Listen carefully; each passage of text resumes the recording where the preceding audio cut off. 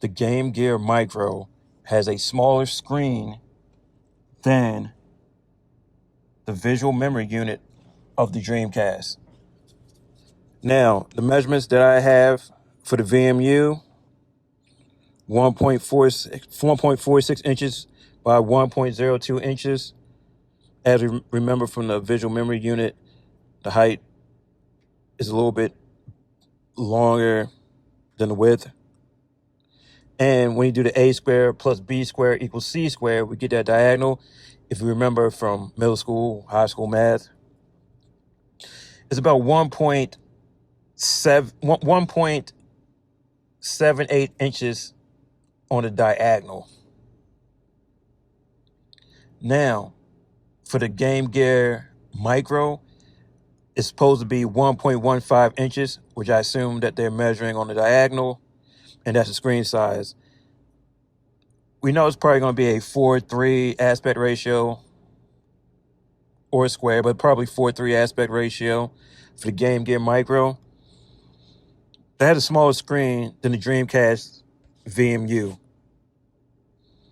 And the modded VMUs using a Raspberry Pi and another screen, those tend to be 1.5 inches on the diagonal. It's just loading up here. It does take a few seconds because it's not the most powerful handheld, obviously, because it all has to fit in this tiny little handheld, and it's got like a 1.5 inch screen, which is absolutely tiny, but it's absolutely adorable. And it's a handheld for those of you that are interested and loved the Dreamcast back in the day. So this is even smaller than that in terms of the Game Gear Micro. I mean, this screen size is probably a little bit bigger than a digital doggy gigapet fractions we're talking about.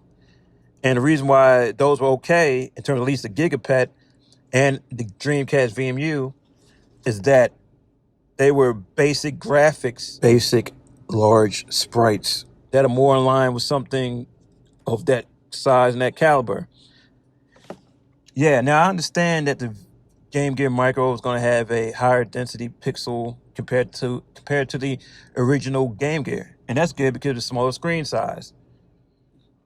And we know from the modded Dreamcast VMUs, 1.5, yeah, it's small, but you can still kind of make out some basic things, even if you're playing a game like, Pokemon, or what have you. But yeah, it's going to be tough to play those games on a Game Gear Micro. Now, I understand that they're coming out with a magnifying option that you're really kind of forced to get if you want to enjoy the game for extended periods of time.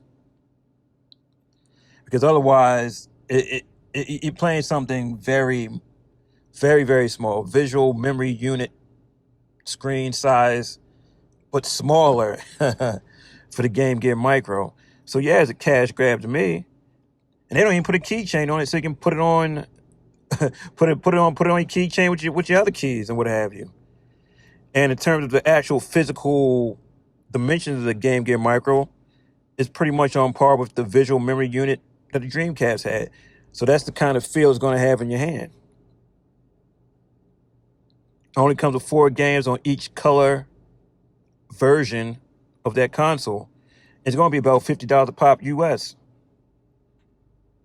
If you buy all 4, I think we can buy all 4 for $200. And I think you may get the magnifying option for it as a part of the package when you buy 4, and it may raise the price to $250. It could be $200.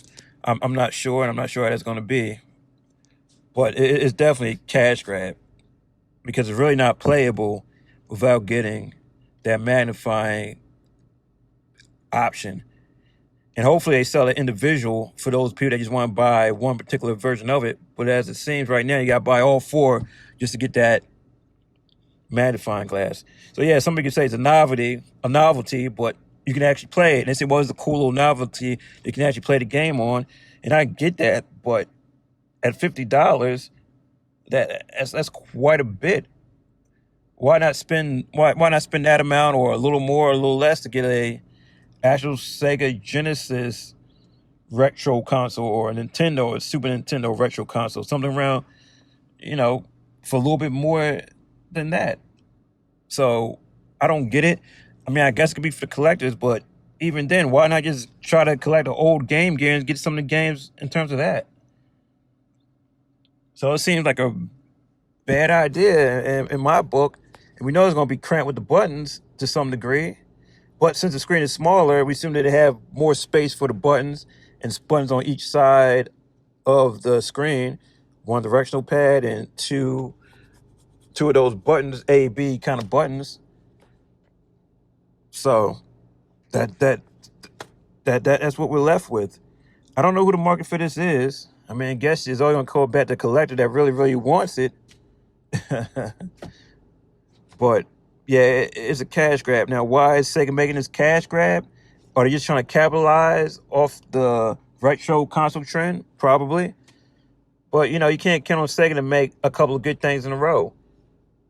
Sega Genesis Mini applauded. But before then, the other ones from Act Games weren't doing well. And then before then, you had the Dreamcast, which was good. But before then, you had the Saturn, which wasn't good at all. So you really don't know if Sega, what was going to happen. And before Saturn 32X didn't sell well, Sega CD was okay.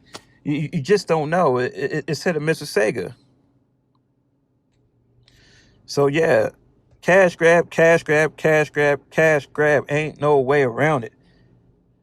And I really hope not many people buy it so they can come up with a proper retro version of the Game Gear, if you will. Will I get it? Probably not. Because the original Game Gear, I didn't care for the sound quality. I mean, I had it. I didn't care for the sound quality.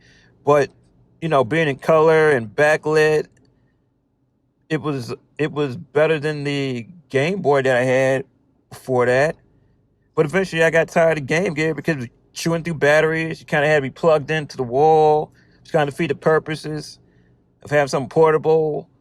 And when you play the games, you have a lot of motion blur, and it didn't play fast enough for me compared to the Genesis. So it was cool for a while, but obviously I traded that in later on down the line.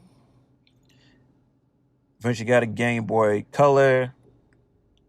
Tried Pokemon on that, which also made me bust up my old Game Boy and see it on that as well, and trade with myself because I had the red and blue version of that game, Pokemon.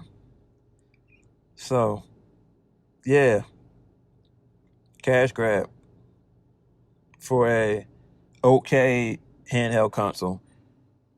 Hope people don't buy it. But yeah, it's no way around it not being a cash grab. It's comparable in size to VMU from the Dreamcast. That's your reference point. That's my take. Iceberg Jim out. Deuces.